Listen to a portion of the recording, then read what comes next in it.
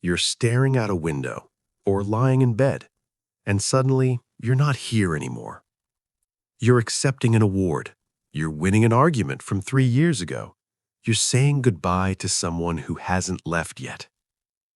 These aren't just daydreams. They are intricate, emotional, and deeply detailed movies playing inside your head. If you do this, you might have been told it's a waste of time, that you need to stay in the present. But the psychology behind why you imagine fixed scenarios is actually a window into your deepest unmet needs. It is not a defect. It is a coping mechanism. And sometimes it's a sign of a mind that refuses to give up on a better reality.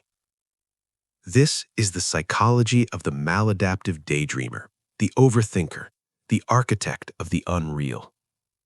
Let's look at the first reason you build these worlds: control. Reality is chaotic. People are unpredictable. You can't control what your boss says or if someone leaves you. But in your head, you script every line. You control the applause. You decide who stays and who apologizes. This is a symptom of a life where you felt powerless. The mind creates a world where you are the author, not just the reader. The second reason is emotional regulation. You aren't just imagining events. You are imagining feelings. You imagine a scenario where you are loved because right now you feel lonely.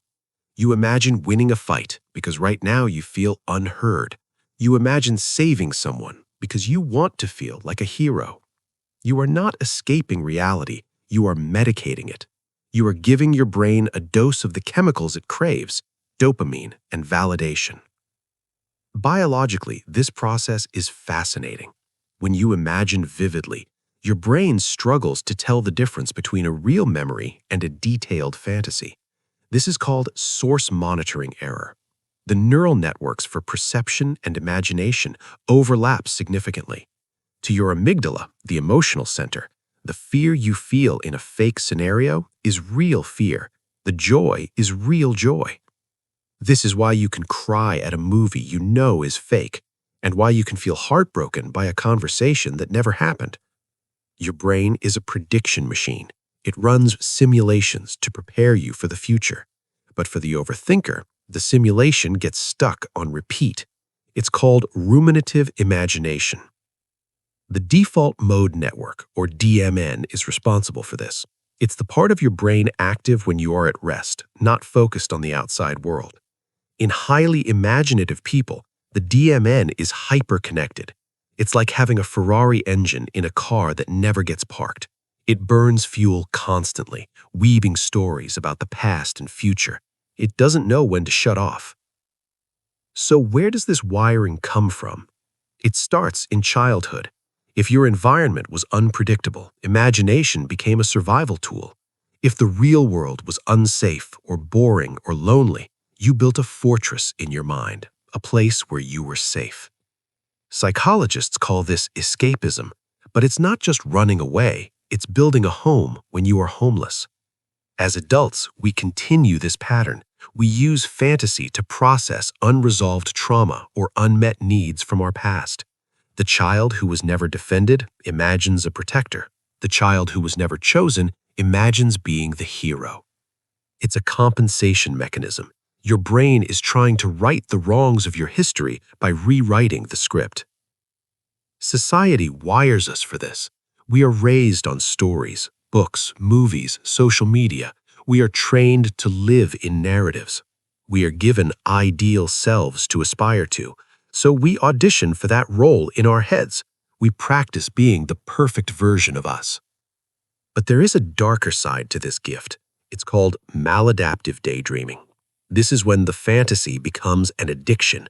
You pace for hours. You listen to music on loop to fuel the scene. It interferes with work, with sleep, with real relationships. The real world starts to feel gray compared to the vivid movie in your head. This isn't just creativity. This is a sign that your internal world has become a refuge from a life that feels unbearable. But here is the psychological pivot. The goal is not to stop imagining. The goal is to integrate. Research in narrative psychology suggests that our identity is a story we tell ourselves. You are the author of your life. The problem isn't that you imagine. The problem is that you imagine instead of living, rather than in order to live. So, how do we use this power? First, mine your fantasies for data. Don't just enjoy them, analyze them. Who are you in the fantasy? Are you admired? Are you safe? Are you free? That is a map of what your soul is lacking. If you constantly imagine being heard, it means you need to set a boundary in real life. If you imagine being loved, it means you need to seek connection. The fantasy is a symptom. Treat the cause, and the symptom loses its power. Secondly, practice mental time travel with purpose. Use your imagination to simulate solutions, not just escapes. Imagine yourself handling a difficult conversation with grace. Imagine yourself achieving a goal step by step. This is visualization, and it works. Athletes use this. CEOs use this. The difference is they aim their imagination at a target, not just at a cloud. Third, create a bridge. Take one element from your fantasy and bring it into the real world today. If you imagine being an artist, draw for 5 minutes. If you imagine being a speaker, record a video and delete it. Just do the thing. You have to prove to your brain that reality can compete with fantasy. That small win is dopamine from the real world.